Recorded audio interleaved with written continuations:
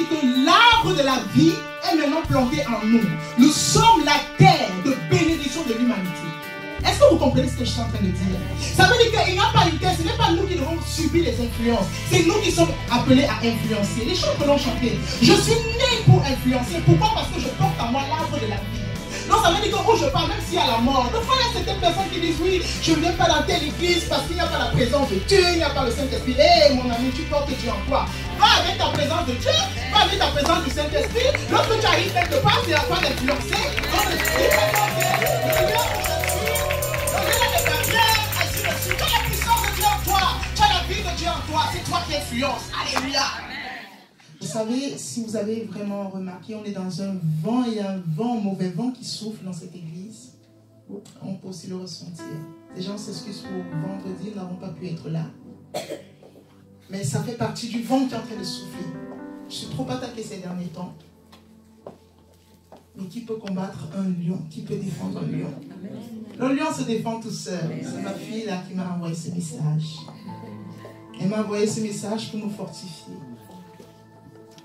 Elle dit, servant de Dieu, qui peut combattre un lion? Qui peut défendre un lion? Qui peut oser? Alléluia. Et pendant que je priais là, j'ai vu la représentation de l'aigle et du lion.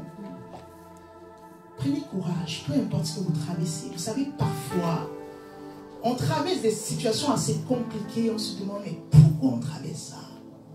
Vous ne pouvez pas vous lever pour combattre contre l'ennemi et puis rester tranquille. Alléluia. On a commencé à vivre vraiment dans cette église des moments forts où nous levons et nous combattons. L'ennemi n'est pas content. Il n'est pas du tout content. Il y a plusieurs personnes ici qui m'appellent aussi, qui reçoivent vraiment des vents. Il y a vraiment une tempête qui est en train de souffler. Oh, mais il y a un vent contraire qui arrive très très fort encore. Alléluia. Alléluia. Donc vraiment, lorsque l'ennemi, la Bible dit qu'il est comme un lion rugissant. Il est comme, on n'a pas dit qu'il est un lion. Il est comme un lion, il fait semblant. Il fait comme s'il était un lion, il n'est pas un lion. Alléluia. Le lion de la tribu de Juda habite en chacun de nous. Nous sommes des lions. Alléluia. Nous sommes des lions. Et lui, quand il veut faire semblant d'être un lion, imaginez un peu le chien qui est en train d'aboyer. Hein? Et le lion, il se retourne, il dit, il n'a même pas besoin de rugir. Parce que le lion est comme un chien qui aboie, il aboie. Mais dès qu'on va se retourner, tu vas aboyer. Nous, on va rugir. Tu vas faire comment? Alléluia. Vous allez dévorer les chiens de votre vie. Alléluia. Oh, vraiment. Parfois, je dis que l'ennemi, vraiment, il n'a pas de sens. Alléluia. Vous savez pourquoi il fait ça? C'est parce qu'il espère qu'on ignore qui nous sommes. C'est ça, c'est sur ça qu'il mise. C'est sur ça qu'il mise. Alléluia. Ce matin, je voudrais encourager une personne. Lève-toi et combat. Alléluia. Lève-toi et combat. Je voudrais qu'on lise un texte de la parole dans Luc 9 à partir du verset 38. Luc 9 à partir du verset 38. Quelqu'un va passer d'un niveau à un autre niveau supérieur ce matin. Alléluia. Lève-toi et combat. Est-ce que tu peux dire ça à ton voisin? Non, dis ça avec violence. Il faut... Ah. Lève-toi et combat. Lève-toi et combat. Non, soyons des guerriers, des conquérants.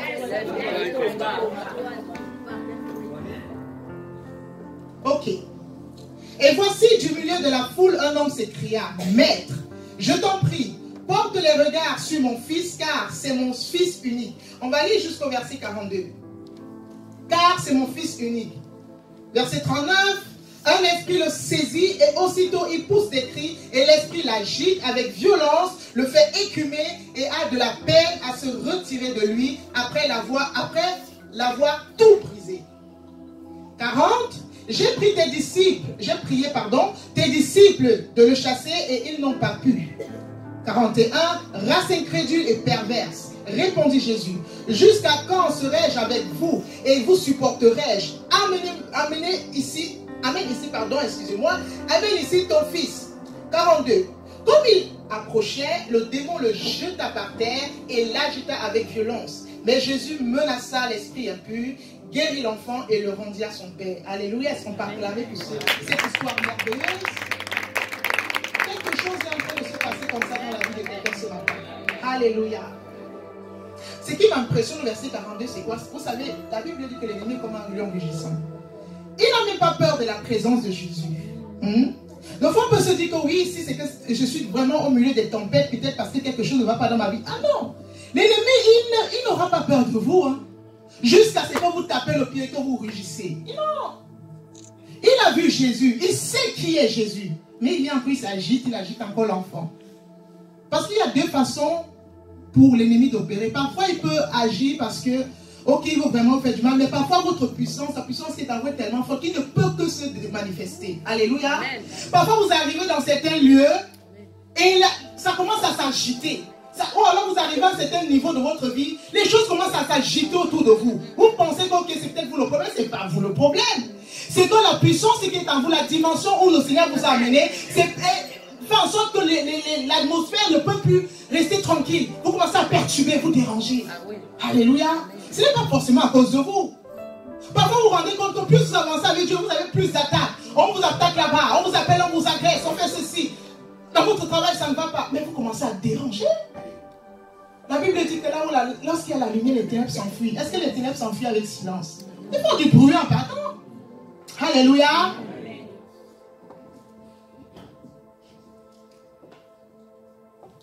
Ne laissez pas les démons faire du désordre dans votre vie gratuit. Avant, je posais souvent la question, Seigneur, mais ils avaient l'habitude de chasser les démons, ces gens. Ils avaient l'habitude, les disciples, de faire des choses. Souvent, ils ont posé la question, mais pourquoi on n'a pas pu? Et Jésus-Christ va être un peu sévère. Parfois, c'est bon d'être sévère. Il faut qu'on soit sévère envers nous-mêmes. Il disait, race incrédule et perverse. Répondit Jésus. Jusqu'à quand serai-je avec vous et vous supporterai-je? Amenez-moi ici l'enfant. Aussi, Jésus-Christ était un peu, on voit vraiment un langage de quelqu'un qui était révolté. Parfois, face à cette situation, Jésus-Christ, on l'énerve. Il dit, mais jusqu'à quand est-ce que vous allez être incrédule? Mais pourquoi Jésus-Christ parle d'incrédulité ici? Parce que imaginez un peu, j'aime bien penser, le président Macron, qui arrive ici et puis qui fait la révérence peut-être pour faire certaines choses. Ça veut dire qu'il ne sait même pas, il n'a pas conscience de qui il est réellement. Vous savez, quand vous avez conscience de qui vous êtes, parce que l'incrédulité ici que Jésus-Christ reprenait à ses disciples, c'est parce qu'ils sont certainement venus chasser le démon d'une part sans prendre l'autorité. Quoique il y a des démons qui ne partent que par le jeûne de la prière, je suis d'accord. Mais parfois on ne veut pas prendre assez autorité. On ne veut pas prendre assez d'autorité face à certaines situations. On ne prend pas conscience de qui nous sommes en réalité. Alléluia. Est-ce que tu sais que tu es un lion? Est-ce que tu sais que le lion de la tribu de Juda habite en toi? Est-ce que tu prends conscience de cette réalité? Le Seigneur veut qu'on prenne conscience de cette réalité. Alléluia. Non, dis juste, le lion de la tribu de Juda habite en moi. Le lion de la tribu de Juda habite en moi. Sans que le Seigneur Jésus-Christ est un peu en colère contre certaines personnes ici. Le lion de la tribu de Juda habite en moi. Non, dis ça avec conviction. Dis ça avec détermination. Que lorsque l'ennemi t'entend dire cela, lui-même il tremble où il est. Lorsque les sorciers t'entendent dire cela, eux-mêmes ils sont en train de trembler. Il dit, mais c'est quelle est cette personne qui prend conscience qu'elle est un lion? Quelle est cette personne qui prend conscience qu'elle a l'autorité? Quelle est cette personne qui prend conscience qu'elle a la puissance de Dieu en elle? Et les forces des ténèbres se mettent à trembler. Les forces des ténèbres se mettent à trembler. Parce que vous prenez conscience de qui vous êtes en Christ. Alléluia. Alléluia. Vendredi, je voulais venir ici pour parler par rapport à ça. Pour ce vent-là. Je n'aime pas quand l'ennemi commence à s'agiter bizarrement. Alléluia. Parce que je sais qui je suis. Parce que je sais qui je suis en Christ. Alléluia. On a déjà d'autres choses à faire que s'embrouiller avec lui, quoi. Au verset 39. Un esprit le saisit, parce que tout commence toujours quelque part. Vous voyez, quand le diable vient dans votre vie, quand les démons viennent, peu importe, c'est pour un but. Même si les sorciers ils agissent avec les démons, quand on t'avoue que t'attache, on fait quelque chose qui vient agir pour influencer ta vie, ce sont toujours ces démons-là. Alléluia. Peu importe, on les met tous dans une même catégorie. On dit premièrement, un esprit le saisit. Quand il vient d'abord, il te saisit. Et aussitôt, il pousse des cris. Et alors, on commence à manifester des choses désagréables dans notre vie. Donc, c'est par étapes. Ils agissent dans notre vie par étapes. Ils viennent là, ils disent, ok, on va toucher tel endroit, on va toucher ainsi. Alors vous voyez les choses bizarres qui commencent à se faire physiquement dans votre vie. Deuxièmement, on poursuit. Et l'esprit l'agite avec violence. Il aime ça. Oh, nous sommes plus que violents. Le royaume des cieux appartient à qui? Ah, le royaume des cieux appartient à qui? Est-ce que la violence de l'ennemi est plus que votre violence? Je suis violent. Je suis violent. Je suis violente. Je suis violente. Oh, dis ça avec conviction. Pendant que tu es en train de le dire, je te dis que tu passes à un niveau supérieur. Je suis violente. Je suis violente. Je suis violente. Je suis violente. Alléluia. Est-ce que tu peux acclamer pour toi-même? Il le fait écumer. C'est comme s'il te fait écumer. En fait, c'est tout ce qu'il a déjà mis en toi. Il te fait rejeter ça. Et alors, c'est toi qui es en quelque sorte en train de subir. En tout cas, il te fait subir. J'arrête d'écumer spirituellement. Quelqu'un peut le dire? J'arrête d'écumer spirituellement. Plus d'influence dans ma vie. Je stoppe toute influence démoniaque dans ma vie. Je stoppe toute influence de sorcellerie dans ma vie. Alléluia. Est-ce que tu peux pas acclamer? Moi, je dis, c'est un temps seulement de proclamation. Il ne faut pas blaguer avec les démons, je vous assure. Il ne faut pas vous amuser avec. Même les sorciers, Dieu aime les sorciers. Mais la sorcellerie, non. Non, non, non, non, non. Vous savez, le sorcier n'a pas d'amis. Hein. Il n'a pas d'amis. Le diable n'a pas d'amis. Même ceux qui travaillent pour lui, là, ce sont des victimes. Alléluia. Alléluia. On dit, et après, 39, oui, et il a de la peine à se retirer de lui. Il y a des démons qui résistent. Sauf que je vous ai dit qu'il y a des démons qui ne passent que par le jeûne de la prière. Vous pensez que le vendredi qu'on a mis en place pour le jeûne là, ceux qui vont jeûner, il y a des démons, même si que tu ne peux pas jeûner. Si tu subis peut-être un traitement, fais un petit temps de jeûne. Alléluia. Même si tu jeûnes une demi-journée, si tu ne peux pas, mais jeûne le vendredi.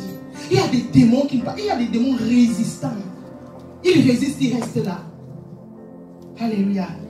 Mais nous avons le pouvoir de marcher sur les démons et sur les scorpions, sur toute la puissance de l'ennemi. Et bien, le pouvoir de l'ennemi.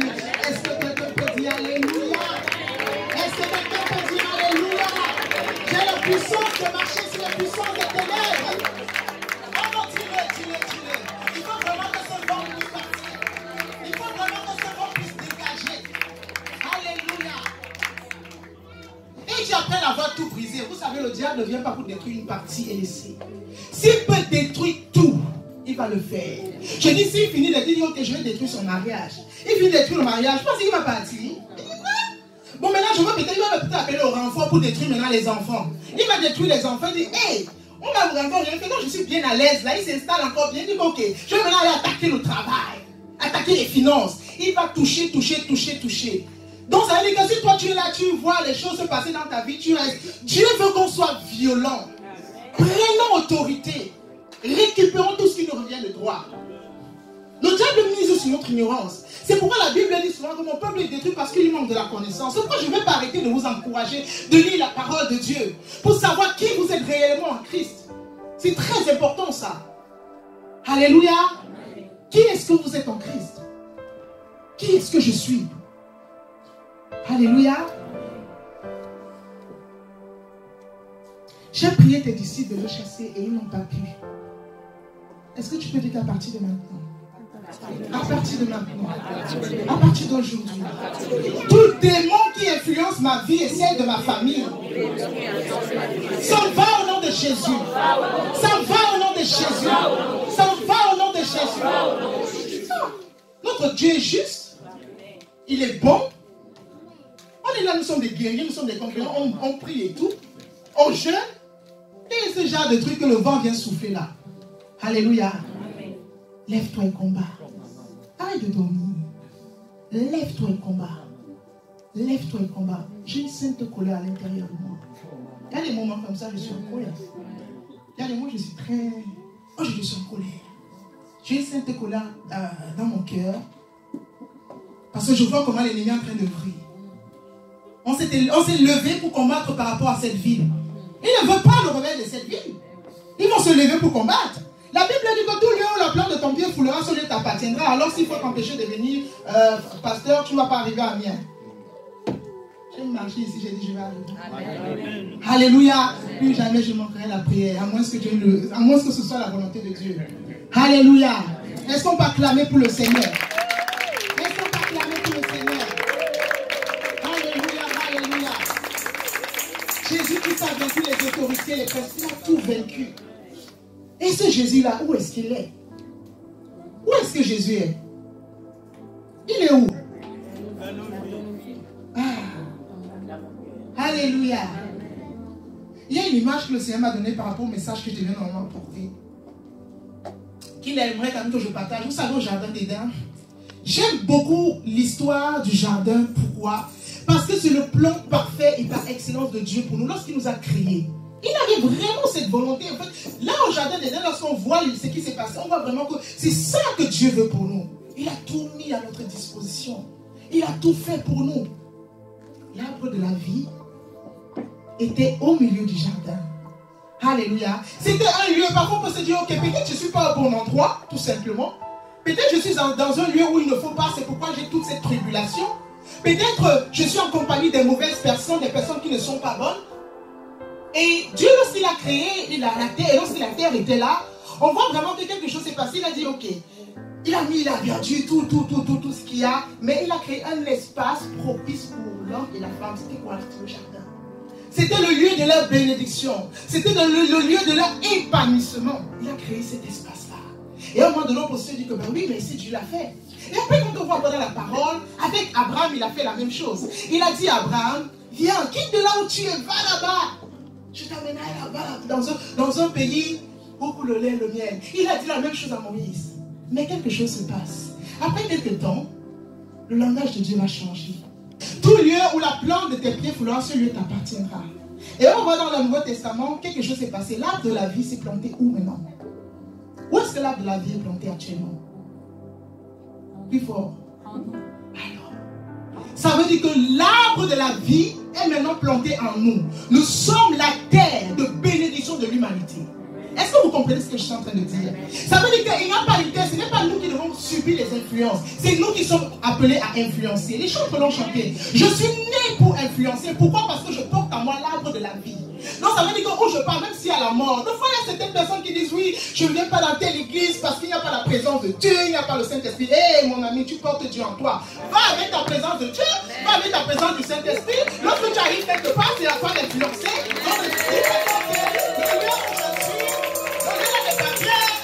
Tu as la puissance de Dieu en toi, tu as la vie de Dieu en toi, c'est toi qui influences. Alléluia. Tu n'as pas, ce n'est pas un lieu, tu ne vas pas choisir le lieu par rapport à est-ce que c'est le lieu de ma bénédiction. Tu es le lieu de la bénédiction du monde. C'est toi qui portes maintenant. En fait, le Seigneur m'a montré comme si nous sommes en quelque sorte le jardin d'Éden. Parce qu'on a l'arbre au milieu de nous.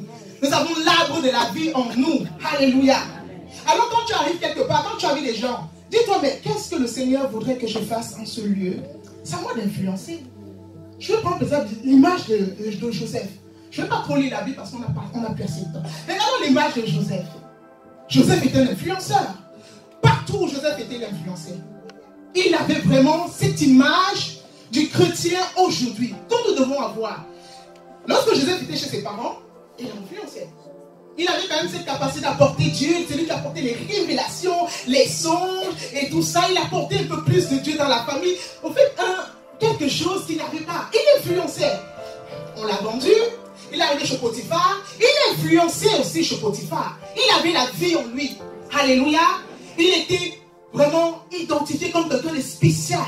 Il a pu vraiment faire croître l'entreprise de Potiphar. Même s'il y a eu de l'injustice. On l'a mis en prison. En prison, la ville est devenue parmi les responsables. Il a encore influencé, tant physiquement que spirituellement, parce qu'il a aidé les personnes. Il a donné l'interprétation des rêves et tout ça. Il est arrivé en Égypte. Il était déjà en Égypte, c'est vrai, mais il est arrivé devant Pharaon. Il a encore influencé, il était devenu tout ce qu'on sait. Alléluia, est-ce que tu peux acclamer? Je suis un influenceur. Je suis un influenceur. Je suis un influenceur. Je dis souvent aux gens. Et moi, ce que je vous dis, c'est ma vie. Je ne fais pas cas des gens qui me mettent les bâtons dans les roues. Je ne fais pas cas des personnes qui veulent faire ci ou ça. Je connais le Dieu de mon appel. Et je sais que la vie de Dieu en moi. Donc ça veut dire que si vous voulez peut-être me mettre derrière, même derrière la balle, Dieu va venir me prendre derrière pour le lever. Alléluia. Il y a des gens parfois qui regrettent. Ils disent, si je n'avais pas mis la femme là-bas, peut-être aujourd'hui je serais peut-être encore tranquille ici. Donc quand quelqu'un te touche, il a touché loin de l'éternel. Alléluia. Donc peu importe où tu es, Dieu te propulse. Ce n'est pas une question de lieu. C'est une question de conviction de qui tu es en Christ. Quand tu sais qui tu es, peu importe où tu arrives, dis Seigneur, tu as permis que je sois ici. Maintenant tu as permis que je sois ici. C'est pourquoi? Quel est le but? J'ai quelque chose à porter. De fois on attend trop de recevoir des gens. Tu n'es pas né pour recevoir, tu es né pour donner. Parce que la vie est en toi. Qu'est-ce qui est au-dessus de la vie? Tu as la vie de Dieu en toi. La Bible ne dit-elle pas? Vous êtes la lumière du monde. Vrai ou faux? La lumière chasse les ténèbres. Vous êtes le sel de la terre. Ah, une sauce sans saveur, sans sens. Ah ben non, vous venez vous mettre la saveur. Vous n'êtes pas n'importe qui. Est-ce que tu peux dire je ne suis pas n'importe qui? Je ne suis pas n'importe qui. Je porte l'arbre de la vie en moi. C'est toi qui peux influencer. Arrête de regarder que non, les gens là me dérangent. Ils sont ceux qui me perturbent. Non. Dis-toi toujours une chose. Si je suis ici, c'est pour influencer. Dieu a enlevé Joseph de chez ses parents pour aller influencer dans la vie de Potiphar. Et donc, on voit des choses, les gens ont peur du changement. Ils ont peur d'être déplacés d'un endroit à un autre. Ils ont peur. Parce qu'ils sont tellement bien dans leur confort. Abraham était bien dans son confort chez son père. Est-ce qu'il avait un problème? Est-ce que c'est Abraham qui a appelé, qui a passé un numéro de téléphone, un appel à Dieu? C'est sûr qu'Abraham était bien là chez son père. Et puis Dieu dit, ok, tu vas quitter de là, tu pars quelque part. Quand Dieu nous enlève d'un endroit à un autre, c'est parce qu'il faudrait qu'on influence dans cet endroit-là et qu'on influence les personnes qu'on a rencontrées dans cet endroit-là. Il faudrait qu'on ait cette mentalité. Il ne faudrait pas qu'on pense que non, c'est toujours quelque chose de oh, on nous a fait du mal et tout de suite. Quand tu as la mentalité de vainqueur et quand tu sais le Dieu qu'on appelle, quand tu sais qui tu es, peu importe où tu es une bénédiction, bien plus une source de bénédiction. Est-ce que la source, on a fermé la source? Non. Ça veut dire que la source, elle est là. C'est lui qui t'arrose, c'est Dieu. C'est lui qui arrose, sera aussi arrosé. Mais arrosé par qui? Par Dieu. Donc sache que partout où je suis, j'ai quelque chose à faire. J'ai quelque chose à porter. Si tu reçois, c'est bien, gloire à Dieu. C'est un bonus. N'attendez pas trop des gens. Je peux vous assurer. C'est un bonus. Si les gens font taire, c'est un bonus de Dieu. Mais sache que toi, tu as toujours apporté.